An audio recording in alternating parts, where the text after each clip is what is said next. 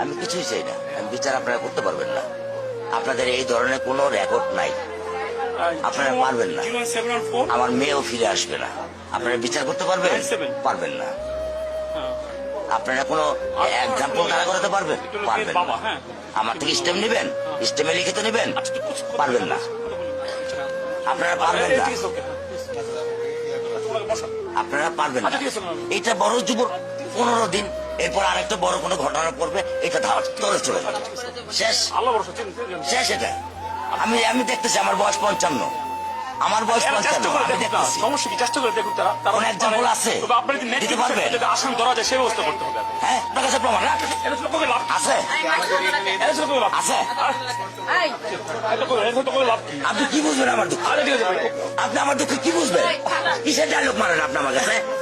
Dialogue মারেন আপনি আমার দুঃখ বুঝেন?